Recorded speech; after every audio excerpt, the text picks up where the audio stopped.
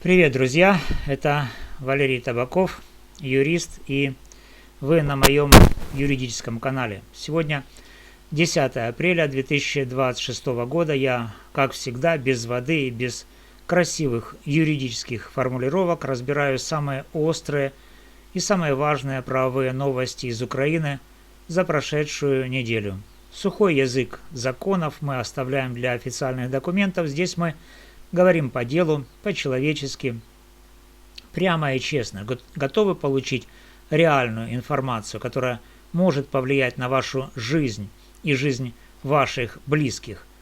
Тогда поехали. В сегодняшнем выпуске мы подробно разберем несколько действительно горячих тем, которые прямо сейчас волнуют тысячи украинцев. Итак, мобилизация. С 1 апреля стартовали жесткие тотальные проверки отсрочек от мобилизации. ТЦК и военкоматы получили четкие методические указания сверху. Теперь они будут очень глубоко копать под каждым, кто имеет бронь, отсрочку по учебе или по уходу за больными родственниками. Особое внимание обращают на формальное обучение, когда человек числится в вузе, но фактически не посещает занятия. Также активно проверяют так называемые липовые справки об уходе. Если еще пару месяцев назад где-то можно было проскочить на нюансах или неидеальных документах, то сейчас ситуация кардинально изменилась, риски выросли в разы, и я уже получаю по 10-15 обращений в день от людей, у которых внезапно начали перепроверять документы.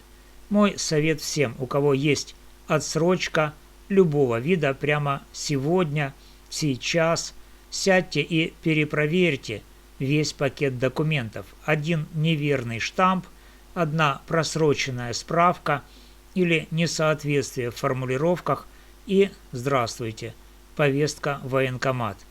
Это уже не шутки, ребята. Лучше перестраховаться, чем потом бегать и решать проблему в горящем режиме. Что именно проверяют?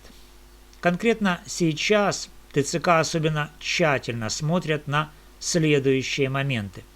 Реальное соответствие формы обучения требованиям закона, фактическое осуществление ухода за родственниками, подлинность и актуальность брони предприятия, а также полноту и правильность оформления всех подтверждающих документов. Если хоть один элемент вызывает сомнения, начинается глубокая проверка с запросами в учреждения и предприятия. Евроинтеграция. Что приняла Рада? Рада работает на европейских рельсах.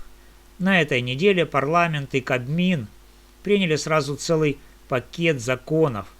Самое главное событие – Кабинет министров утвердил национальную программу адаптации законодательства Украины к праву Европейского Союза. И это не просто очередная формальная бумажка, это полноценная дорожная карта с конкретными сроками и ответственными органами.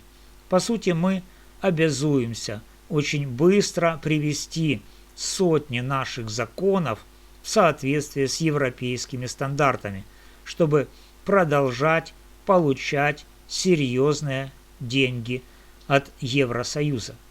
Европейская комиссия четко заявила, если в апреле будут приняты 11 ключевых законов, то Украина сможет разблокировать до 4 миллиардов евро по программе Ukraine Facility. Среди самых важных приоритетов полная цифровизация исполнения судебных решений и введение деклараций добропорядочности для судей. Без выполнения этих пунктов деньги просто не придут. Время действительно поджимает, и все это все прекрасно понимают. Новые законы для бизнеса. Что еще приняли на этой неделе? Парламент проголосовал за изменения по проверкам бизнеса под европейские стандарты. Новые правила оформления первичных документов при оказании услуг, а также уточнения по оплате труда работников внешкольного образования. Отдельный большой блок для бизнеса. С апреля вступают в силу серьезные новеллы. Обязательное указание UETR в межбанковских платежах. Новые правила оформления больничных листов. Отмена некоторых видов актов выполненных работ. Особенно внимательно должны быть те, кто работает с государственным заказом и экспортом. Штрафы за нарушения теперь будут очень существенными, от десятков до сотен тысяч гривен. Поэтому рекомендую уже на этой неделе провести внутренний аудит документов. И юридический вердикт. Смотрите, что происходит. С одной стороны, власть максимально затягивает гайки по мобилизации и усиливает давление на людей, с другой стороны, красиво отчитывается перед Европой о реформах и евроинтеграции. Классический украинский подход. И вашим, и нашим. К сожалению, от такой политики легче не становится ни обычным гражданам, ни предпринимателям. Мы одновременно получаем и жесткий прессинг от ТЦК, и новые бюрократические требования от европейских партнеров. Что делать прямо сейчас? Во-первых, всем, у кого есть отсрочка, привести документы в идеальный порядок, лучше с помощью юриста. Бизнесу срочно обновить внутренние регламенты, договоры и первичную документацию под новые требования. И всем без исключения внимательно следить за пленарными заседаниями Верховной Рады. Следующая неделя может принести еще несколько неприятных сюрпризов. Друзья, если у вас есть конкретная ситуация, пишите в комментариях или в директ. По возможности разберем наиболее интересные кейсы в следующих выпусках.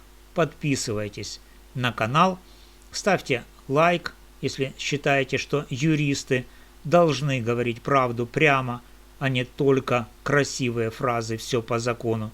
С вами был юрист Валерий Табаков.